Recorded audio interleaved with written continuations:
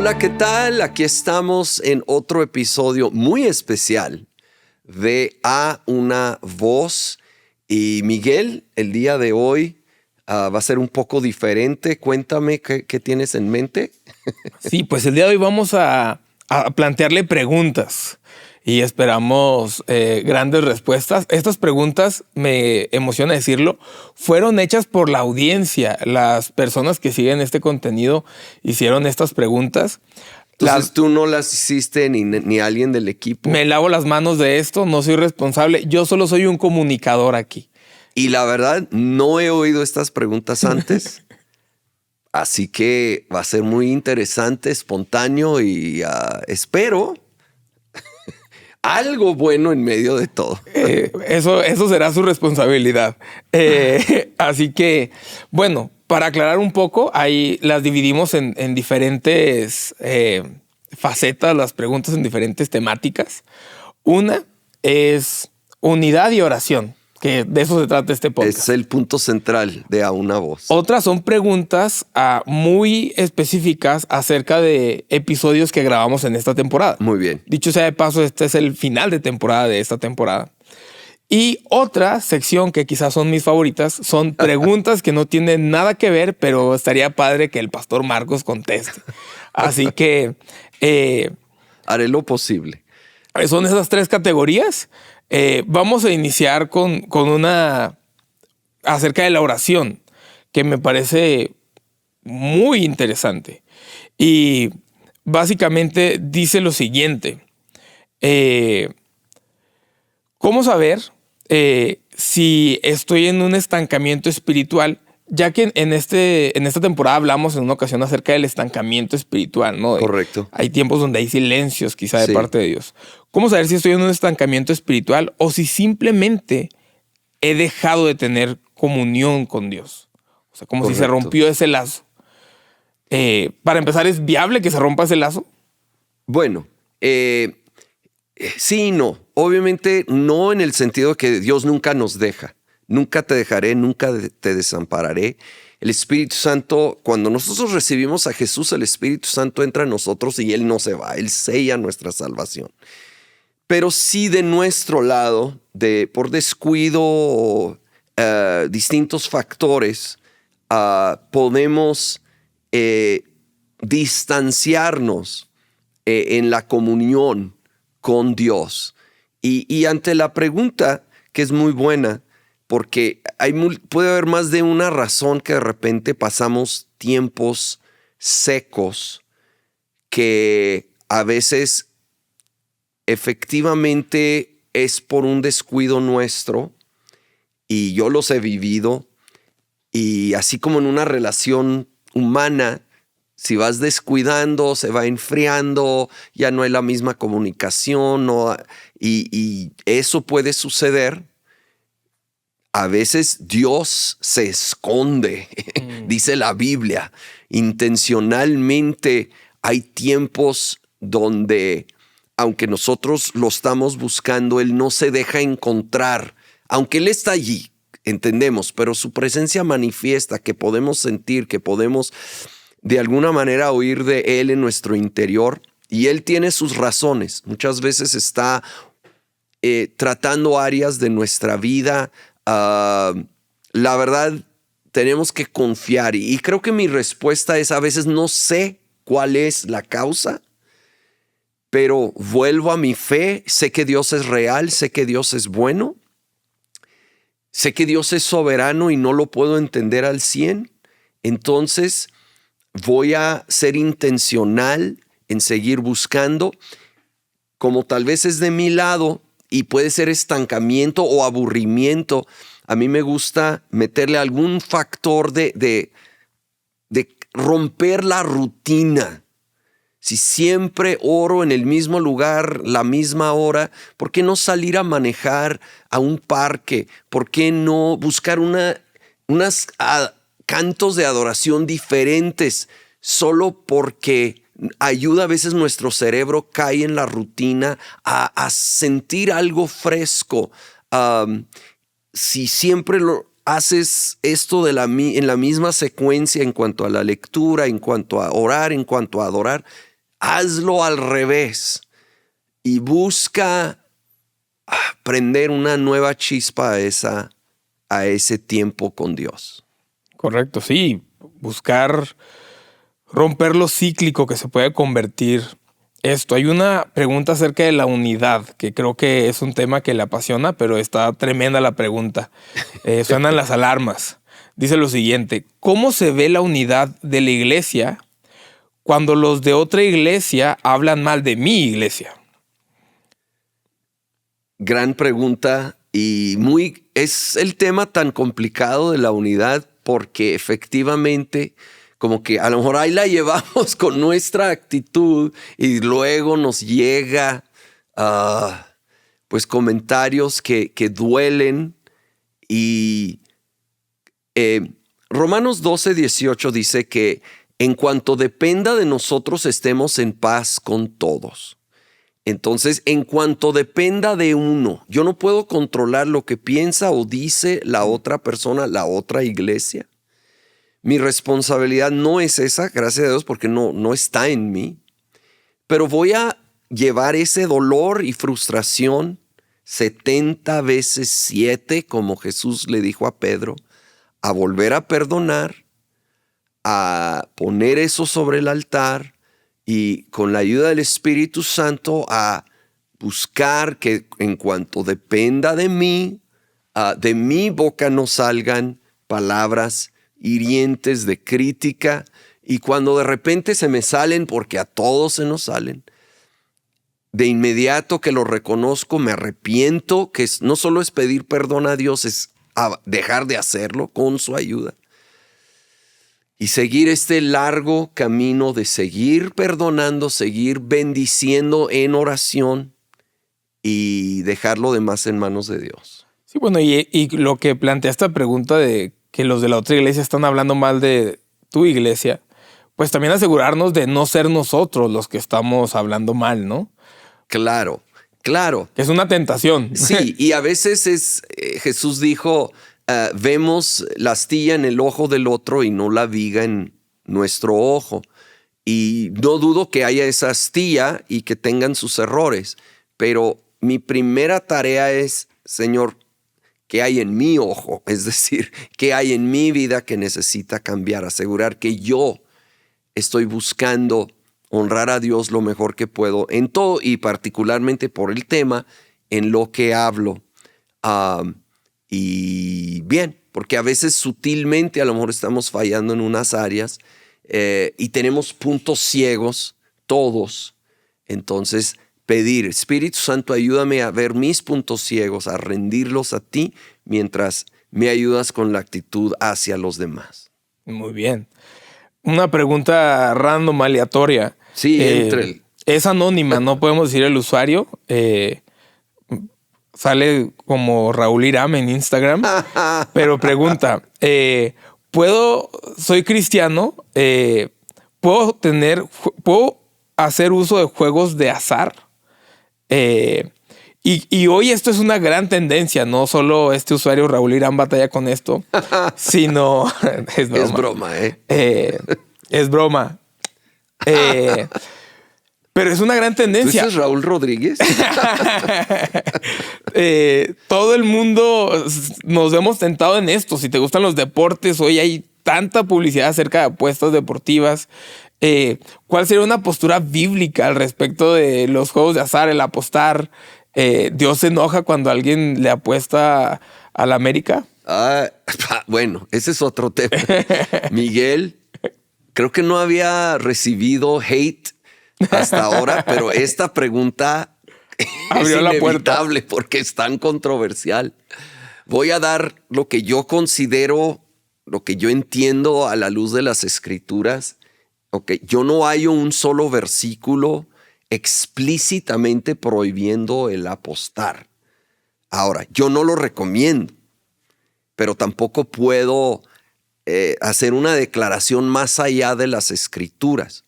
Lo que sí creo que puedo decir con todo el corazón es que dice la Escritura, aunque todo me sea lícito, no todo me conviene y no todo edifica.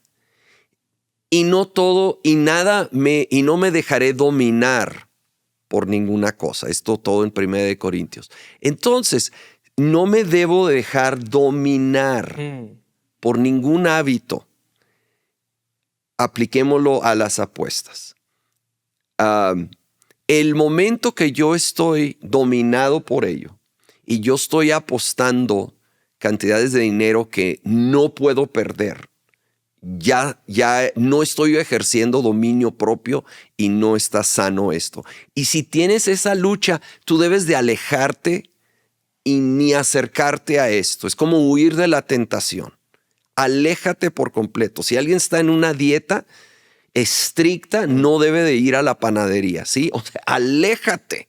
Entonces, pero en mi opinión, si es algo muy modesto, que no afecta el presupuesto, que no afecta a hacer lo correcto con los bienes y es solo una diversión controlada, yo no hallo una escritura que explícitamente lo prohíbe. Buenísimo. Pues tengo que rápido... no es cierto. No, me encanta encontrar ese balance, ¿no? Hay cosas, habrá muchas situaciones que no están explícitamente en la Biblia, pero hay un montón de otros pasajes que dan luz para decir que evidentemente te conviene y que evidentemente no, según sea tu situación. Y en esta temporada hablamos acerca de relaciones también. Y eso abrió una gran puerta a que hicieran preguntas. Y esta es bastante picante también, porque preguntan acerca de los roles en el matrimonio. Y pareciera que en el 2025 ya no hay roles en el matrimonio y se ha llevado a un extremo hablar malamente desde una postura errónea acerca de equidad e igualdad.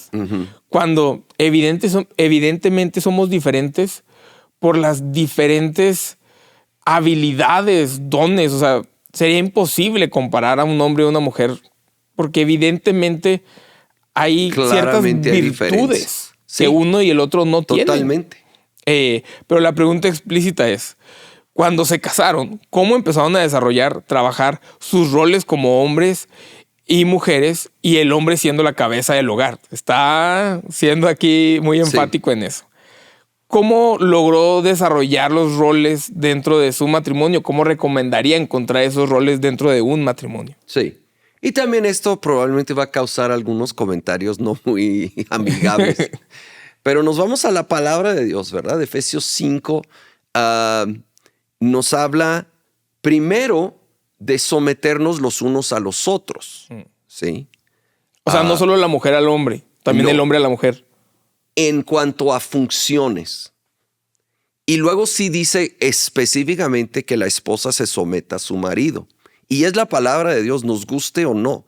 Lo que pasa es que ha habido muchos abusos en ello, entonces algunos se han ido al otro extremo de querer casi arrancar eso de la Biblia. Pero sí es un llamado en cuanto a autoridad, porque hay funciones y hay autoridad. En cuanto a autoridad, sí Dios estableció al marido como autoridad en el hogar, ¿sí? Y entonces, de ahí dice que el hombre amemos a nuestra esposa como Cristo amó a la iglesia. Si aplicamos eso, todo esto se va a arreglar, ¿verdad? Porque cuando hay ese tipo de amor servicial y sacrificial, no va a ser una lucha de poder. Va a ser un equipo trabajando en armonía. Me gusta, roles es como en un equipo. Hay un capitán y necesita haber un capitán. Depende del deporte, ¿verdad? Y no necesariamente es el jugador más talentoso, pero tiene esa autoridad y tiene esa responsabilidad de liderazgo. Pero luego cada quien juega su parte y ese capitán a veces cede a otro para cierta función porque lo hace mejor. Entonces, hace poco me preguntaban sobre la administración del dinero. ¿Quién debería hacerlo, hombre o mujer? Yo creo que el que mejor tiene el funcionamiento, el don, talento para hacerlo, pero al final del día el hombre debe de participar. Juntos deben de tomar la decisión y la verdad, si no pueden ponerse de acuerdo, el hombre necesita tomar esa decisión final, pero no como un dictador que no toma en cuenta la sabiduría y capacidad de su esposa. Y en roles, funciones donde la esposa está yendo por delante, sí, una especie de sumisión a lo que ella está haciendo, no a su autoridad, que es bien diferente. Y el máximo ejemplo, y el que creo que nos puede ayudar si todavía estamos incómodos con esto, sobre todo tal vez damas que lo están oyendo, Jesucristo se sometió voluntariamente, siendo igual a Dios, se sometió a la autoridad del Padre para cumplir su propósito en la tierra. Entonces, si es para el bien de la familia, si es para honrar a Dios, entonces aceptar ese rol, que no es menos, son funciones que en conjunto logran el bien mayor. Sí, qué valioso lo que mencionaba al inicio de someterse unos a otros, asumiendo que ambos están sometidos a Dios antes. Así es. O sea, de pronto en el grupo de jóvenes me dice alguna chica, no, pues que ¿cómo yo voy a seguir a este hombre? No, pues es que si él no está siguiendo a Dios, no te atrevas a seguirlo. O sea, esto, obvio, si ya estás casado o casada, pues bendiciones y que Dios restaure lo que tenga que restaurar. Pero si eres soltero o soltera, no sigas a alguien que no está siguiendo a Dios. Claro. Te va a llevar al vacío. O sea, no termina bien. Plot twist. Termina mal. Asegúrate de que a quien vas a seguir siga a Dios. Y eso no lo va a certificar como un hombre perfecto, pero lo va a certificar como que al menos cuando se equivoque va a haber arrepentimiento, va a haber gracia, va a haber favor de Dios y bueno, seguiremos intentando. Pero creo que de entrada someterse a alguien que sigue la voz de Dios, ¿no? Claro, que está bajo la autoridad de Dios. Porque si efectivamente vas a estar bajo la autoridad de un marido que no está bajo la autoridad de Dios, pues obviamente va a haber consecuencias y no con eso estamos satanizando a las personas. Hay personas nobles con buenas intenciones, pero las buenas intenciones tienen muchos límites si no estás bajo realmente la cobertura de Dios. Entonces, sí te animo mucho. Y luego no falta el que es que conozco a alguien, ¿verdad? Que se casó con alguien que no seguía a Jesucristo, pero luego sí se hizo, ya casi es un misionero destacado. Ha plantado 100 iglesias en la India y sucede, pero es 1 en 1000. Entonces, volviendo a la pregunta de apostar, no es bueno apostar 1 contra 999. Además, por encima de eso es obediencia a la palabra de Dios. Bien, y bueno, volviendo a el tema de oración, y creo que tiene algo que ver con unidad también esto. Esta pregunta está bien interesante y espero que la conteste enérgicamente. Aquí le va. Dice la pregunta. No sé qué esperar. Tengo un buen hábito de lectura bíblica y un muy buen hábito de oración. ¿Sigue siendo necesario ir a la iglesia? Sí seré muy enérgico.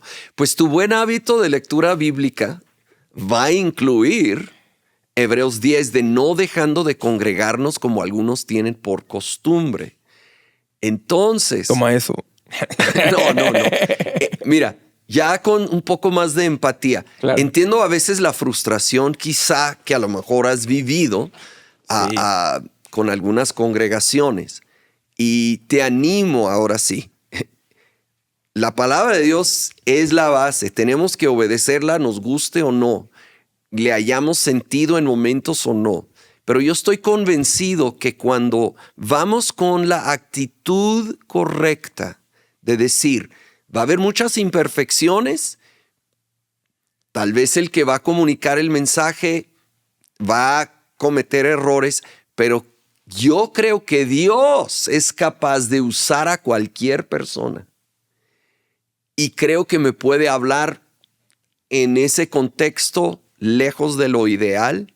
Además, aquí entra también la humildad. Porque si no creemos que nos pueden enseñar nada o que ni siquiera Dios me va a hablar a través de cualquier persona, ya yo tengo un problema de orgullo. Y qué bueno que tengamos, porque lo creo y lo predico y lo enfatizo, el buen hábito de la lectura de la palabra, de oración, de estar en comunión con Dios. Pero la Escritura claramente nos llama a congregarnos, a estar unos con otros. Hay aspectos de la palabra que la verdad no se pueden poner en práctica solos. Amar el uno al otro, a ayudar el uno al otro, perdonar el uno al otro. Esto sucede en comunidad y nos necesitamos, y si podemos decir, yo sigo necesitando de lo que Dios quiere comunicar y ministrar en grupo, en comunidad. Entonces, con eso en mente, voy a obedecer y confiar que Dios puede bendecir aún en un contexto no ideal. Bien, hay una pregunta bien compleja y para hacerla aún más compleja la voy a sumar con unas cuantas más para avanzar en el tiempo también. Dice, ¿cómo distinguir la voz de Dios de mi voz interna? Y hay una pregunta acá que dice, siento que Dios puso en mi corazón abrir una iglesia. ¿Cómo defino si soy yo o es la voz de Dios? Que siento que van muy de la mano. Es un gran ejemplo para la primera pregunta. ¿Cómo distinguir la voz de Dios de lo que yo quiero, de mi voz interna? Sí. A veces no es fácil. A veces yo me he confundido y equivocado. Entonces, no digo que es sencillo. Algo que yo siempre menciono, seguido en este contexto, es Colosenses de que la paz de Cristo gobierne en tus pensamientos, en tu corazón. En parte es tratar de ser bien sensible. ¿Esto realmente produce paz en mi interior? ¿O me deja inquieto? Cuando es de Dios, va a producir paz. No quiero decir que va a producir total tranquilidad de que todo va a salir bien. No, reconociendo que va a haber retos y hasta un poco de miedo de eso, pero debajo de eso hay una paz, de esa certeza que es de Dios. Aún ahí se pueden mezclar las emociones y yo creo que entra mucho, si es una decisión grande, creo que consejo.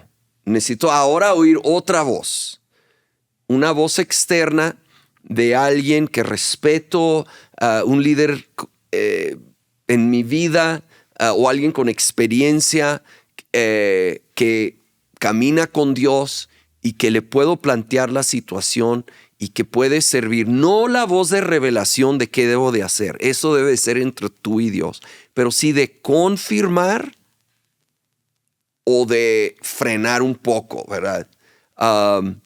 Creo que eso ayuda. También darle poquito más tiempo. Porque si de inmediato las emociones entran mucho y si mis deseos, mi voz interior puede estar allí realmente más fuerte que realmente ser la voz de Dios, ese sentir que viene del Espíritu Santo. Pero las emociones son volubles. Entonces, si le doy un poco de tiempo, a lo mejor permito que si ese lado más mío, humano, emocional, va bajando de intensidad y ahora puedo ser poquito más sensible de que sí es de Dios. Ahora, va a concordar, pero si es una decisión como tipo abrir una iglesia, va a concordar también con talento o habilidades, dones que Dios nos ha dado. Va a concordar con oportunidades, puertas que Dios está abriendo. Va a haber alguna confirmación de esto que nos ayuda a sentir esa claridad mayor. Correcto. Sí, yo solo añadiría no tomar decisiones grandes sin estar bajo el liderazgo de alguien. Totalmente. Y estar bajo el liderazgo de alguien implica tomar consejo de esa persona, ¿no? Sí. Que hacerlo por la libre. Escuché hace poco una frase ahí en redes que decía, las peores decisiones se toman a solas. Y planteaba múltiples escenarios en la Biblia, desde el fruto prohibido hasta que se toman a solas. No fue con alguien más. Oye, ¿qué opinas? ¿Deberíamos de hacer esto? No, solo en el momento sonó bien y se hizo. Y creo que sería importante escuchar consejo antes de una decisión grande. Así es. Y es consejo, no es revelación. No es como que lo que dice esa persona ya es casi la voz audible de Dios. No a ese grado, pero sí tomarlo en cuenta como parte del proceso de entender la voluntad de Dios. Correcto. Bien, un par de preguntas más quizá. En un capítulo mencionamos acerca de una iglesia saludable. ¿Cómo definiría usted bíblicamente una iglesia saludable? ¿Cómo se ve eso? Muy bien. A lo mejor otros tendrían poquito diferente definición de esto, pero creo que es como el fruto, como pensando en tantas ilustraciones de la escritura de la agricultura y de dar fruto. Debe de haber un fruto saludable que yo diría se expresa en cierto nivel de amor los unos por los otros. Es más, el gran mandamiento, amarás a Dios y amarás al prójimo como a ti mismo. Creo que una iglesia saludable va a haber amor el uno por el otro. Va a haber sus diferencias porque hasta en un buen matrimonio lo hay. Entonces, no con esto te vayas con la idea que voy a ir a una iglesia donde jamás hay diferencias y hasta discusiones. No, sí los hay. Pero en general tú puedes percibir claramente que hay gracia el uno para el otro. Sana doctrina, que yo sé que aquí, pues algunos sienten que sana doctrina es exactamente como yo interpreto la Biblia. Y esa postura tan cuadrada no es sana, ¿ok? Aún teniendo tus versículos de respaldo, te aseguro que hay algunos que respaldan el que tiene una postura diferente. Y creo que lo que debemos evitar, para mí, y también esto es saludable, es no ser extremista. No llevar una doctrina a su extremo, ignorando otros versículos que le dan balance, sino que buscamos todo el consejo de la palabra de Dios. Tal vez tenemos nuestra, particular énfasis. Creo que está bien, creo que es natural, pero con un respeto a los que tienen un énfasis diferente. Obviamente no hablando de cosas claramente antibíblicas, pero con un énfasis con sus pasajes de respaldo que van un poco diferente a lo que yo estoy enfatizando, pero hay esa lucha por la sana doctrina. Se toma como algo importante el enseñar de la palabra de Dios en su contexto para que sea de nuevo sana. Entonces sana la doctrina, sana las relaciones interpersonales, sabiendo que en el mundo caído habrá sus diferencias, pero en general no es un continuo lucha de poder y echándose los unos a los otros. Eso es la excepción y no la norma en una iglesia sana. Entonces, a grandes rasgos. Bien, hay una compleja que no tiene nada que ver quizá, pero me parece interesante contestarla.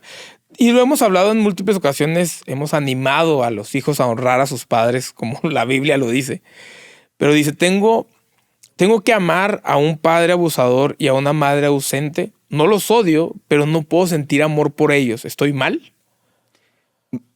No estás mal, pero a lo mejor hay que definir amar. Porque amar no es un sentimiento. Y si tú estás en una situación así, pues difícilmente vas a tener ese sentimiento bonito que fluye, ¿verdad? Como resultado de un amor bien correspondido. Eso muchas veces no va a estar, pero debajo de ello, el amar el uno al otro es una decisión, y es una decisión donde no le hacemos mal al otro, donde no le deseamos mal al otro. Y aquí puede haber una lucha, porque no dudo que hay momentos que sí le deseas mal, y no te condeno. Ha de ser muy difícil, pero me gusta decir, no te condenes, pero no te conformes tampoco. Lleva ese dolor, porque creo que el asunto va a ser sano del dolor que eso ha provocado en tu corazón. Y porque un corazón dolido difícilmente va a poder mantenerse en amor. Vas a tener que rendir eso a la cruz y recordar el precio que pagó Jesucristo y cómo te ha perdonado a ti, cómo nos ha perdonado a nosotros sin merecerlo, y extender ese perdón. Y perdón no es darle la razón al otro, no es minimizar lo que el otro ha hecho.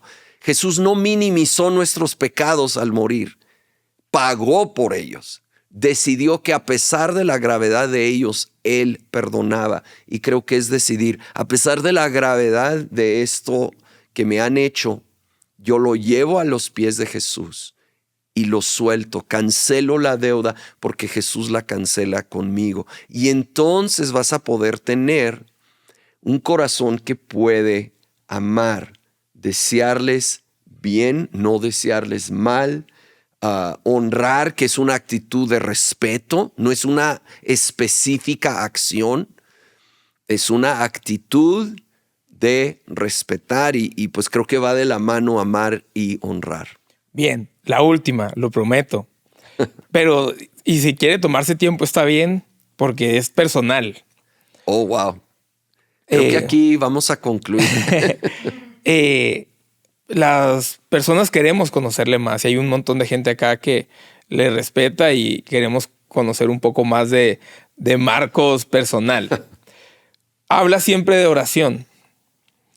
Y pareciera que está obsesionado con eso generacionalmente. Aún su madre hablaba un montón acerca de eso. ¿Cuáles son los 3 más grandes frutos que ha visto de tener una vida de oración? ¿Cuáles son los 3 más grandes frutos que ha visto en su vida después de años de oración? ¿Qué consideraría esas 3 grandes respuestas de Dios o promesas? No sé. Wow. Ok, sí, no esperaba esta pregunta. Yo creo que me viene a la mente paz en medio de situaciones muy complicadas, tormentosas. Yo puedo reconocer cómo mis tiempos a solas con Dios era mi refugio, era mi momento de volver a esa paz. Entonces creo que eso definitivamente sería uno. Creo que he podido, con la ayuda de Dios, y específicamente por la pregunta, el estar enfatizando oración, sobre todo la oración devocional a solas regularmente como parte de mi horario, el ser dirigido por el Espíritu Santo. Y no siempre, a veces me equivoco, a veces, como la pregunta anterior, ¿verdad? De repente soy yo realmente el que quería algo, que se estaba imaginando algo. Pero gracias a Dios, muchas veces he podido percibir cuando algo sí es de Dios, no es de Dios, evitar algunas malas decisiones y con su ayuda tomar algunas buenas. Entonces, eso sería otro, el ser dirigido por Dios, por el Espíritu Santo en nosotros. Y otro, pues creo que con el paso de los años me ayuda Dios nos ha bendecido mucho. Dios me ha bendecido mi familia. La verdad, estoy sorprendido con cuántas puertas ha abierto, cuánto favor ha dado. Y la verdad, hay una lucha en la carne con el orgullo cuando Dios bendice. Y creo que el otro fruto entonces es vencer esa tentación. No siempre, hay días que no, pero esos tiempos a solas como que te ubican y te hacen recordar en quién estoy dependiendo y que no se te suba. Yo creo que la oración personal con Él es donde otra vez recuerdo, no soy yo, es Él, es su gracia. Buenísimo. Bueno, me está cambiando la voz, una disculpa. Buenísimo. Pues creo que con eso concluimos. Solo para romper un poco el hielo. ¿Qué prefiere Marcos Richards? ¿Un carro último modelo? Oh, wow. ¿O el mejor asiento en el Super Bowl? Wow. Sería un gran carro, el que usted elija. Wow. Y es un gran asiento el del Super Bowl. Sí. Creo que me iría con el Super Bowl. Y suena raro porque el carro me duraría años y esto 3 horas, pero es tan imposible conseguir cualquier entrada al Super Bowl. Si alguien tiene, por favor, contáctanos.